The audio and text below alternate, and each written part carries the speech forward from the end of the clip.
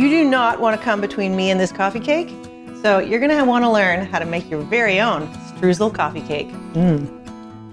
Hey there, I'm Tansey. I believe everyone can cook, and I'm here to share my go-to recipes that will make your cooking that much more easy, fun, and delicious. Today, we are making a Streusel coffee cake that's loaded with cinnamon. It's tender because of the sour cream, and you bake it all in a bundt cake. It is a perfect cake for parties and potlucks.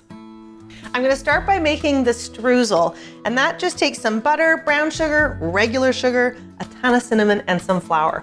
I wanna start by melting the butter though. While the butter's melting, I'll just mix equal amounts of brown sugar and white sugar together in a little bowl. And then I'm gonna add 1.5 teaspoons of cinnamon.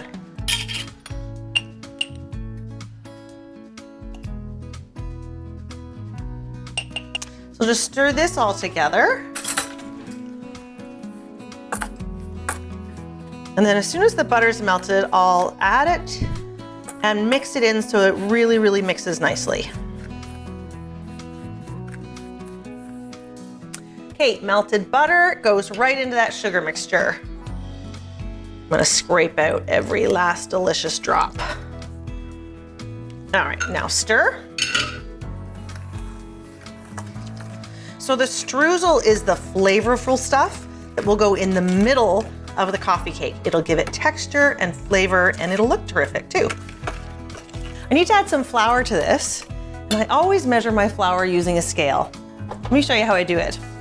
So I can just take this whole bowl, plop it on top of my digital scale, turn it on, and then I need 150 grams of flour. Now don't worry if you don't have a digital scale, that's just 1 cup of all-purpose flour.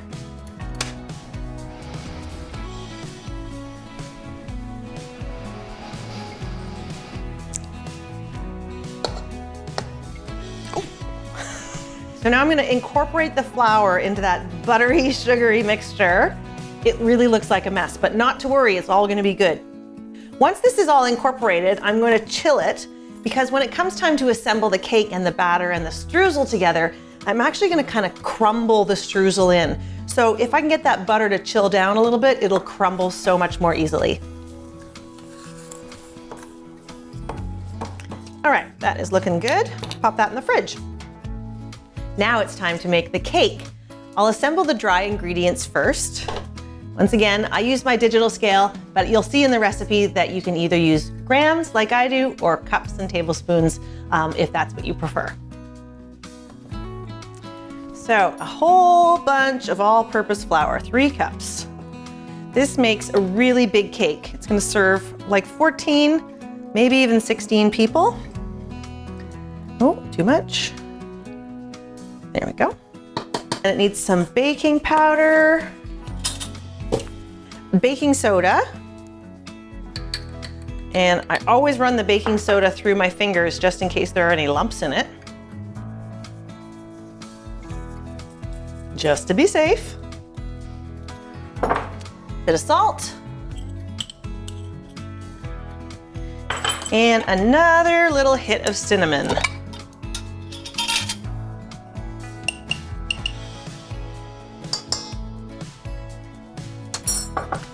All right, I'll just sort of mix this together.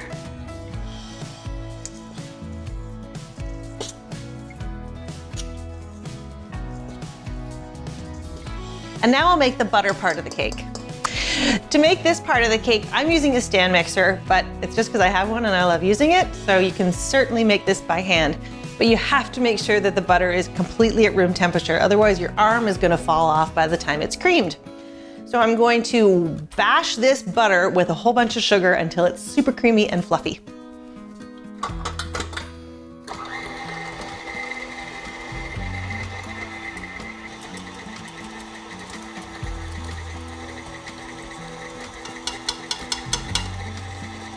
It's really important when you're using a stand mixer to make sure that you get in there at this stage and scrape the butter down from the sides, just to make sure that all of that butter is getting mixed into the sugar. This is actually a critical part of getting a cake to bake properly.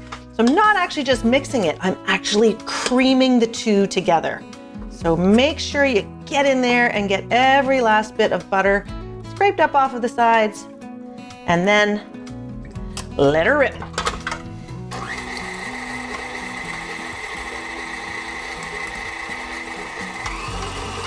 I'm gonna add 3 eggs. 1, 2,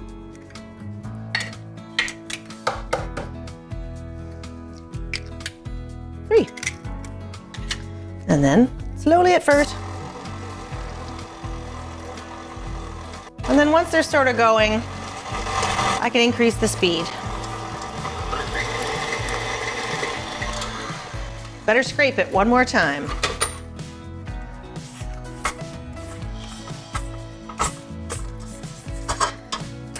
Sometimes I actually wonder if the stand mixer is any less work than doing it by hand.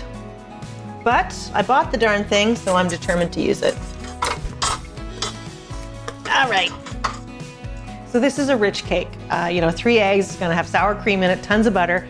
So I add a little bit of lemon zest just to give it a bit of brightness and to maybe trick you into having another slice, because it's good for you, right?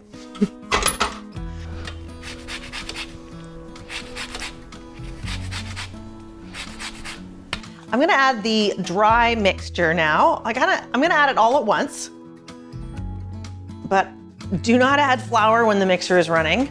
If you've ever done that before, then you know why you shouldn't do it, especially when you're wearing navy blue, because the flour will fly everywhere. And I'm going to mix this on slow because I don't want that flour everywhere, and I just want to start incorporating the butter base with the flour.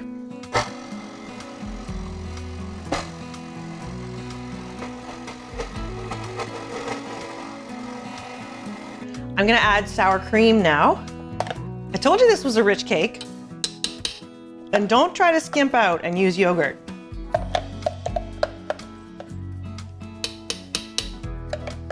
And again, just mix it slowly until the sour cream is nicely incorporated, but the whole batter doesn't get really overmixed. Now it is time to assemble the cake. So let's talk about pan.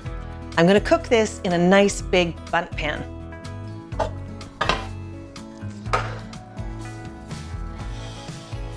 Beautiful shape, nice and deep, really good quality. I love these pans. But the only problem with bundt pans is they're full of little nooks and crannies in here. Makes for a beautiful cake, but it means you have to grease it really, really well. And I always recommend using a good quality baking spray for bundt pans.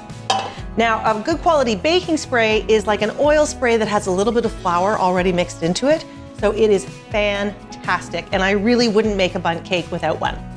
Look how thick it is when it comes out.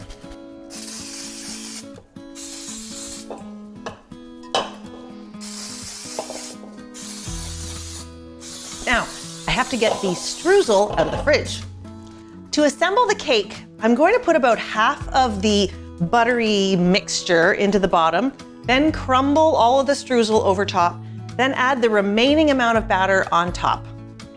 Sounds complicated, but it's actually pretty easy when you see it done once. Boom.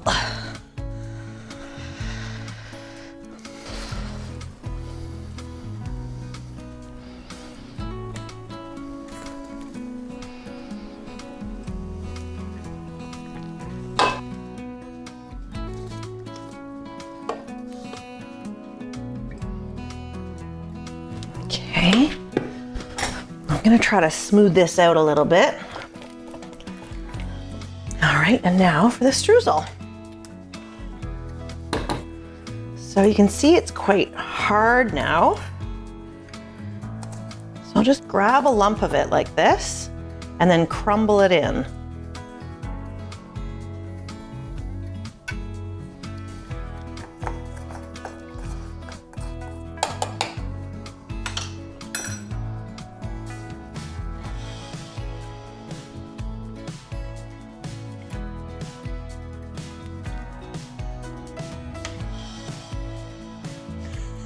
Very, very rich cake dough. I'm gonna try to smooth out the batter. It's not very cooperative, don't worry. There is enough butter in there that once it gets cooking in the oven, it'll smooth itself right out. Now, these cakes do take a while. They take about an hour to cook at a nice low temperature, 325. And then once it's done and I pull it out of the pan, I'll put a little glaze on top just to finish it off. All right, into the oven for you, mister.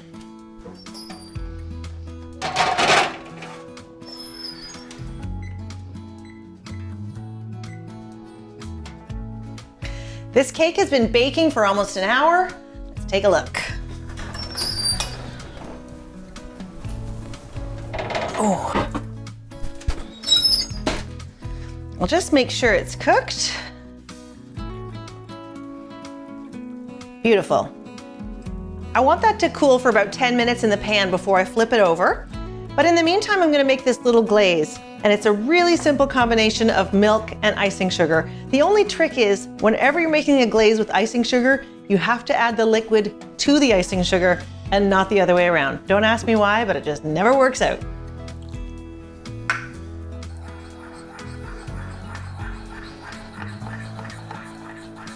All right, I'm going to flip the cake out of the pan, and because I used all that baking spray, this should be stress-free. I mean, as a baker, you always get a little bit worried this time. Here's my favorite way of flipping. Grab the cooling rack, plop it on top of there, then I'm gonna just grab the handles and flip away.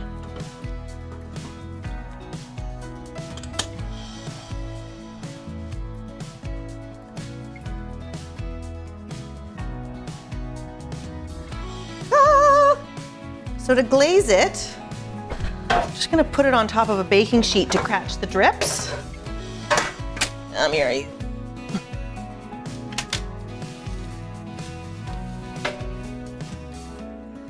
And then you just drizzle that glaze right over the top. If you do this while the cake is still warm, the glaze will kind of harden and become a bit shiny. If you like the glaze to be a bit softer and chewier, then just wait until the cake is completely cooled. I like it a little bit shiny.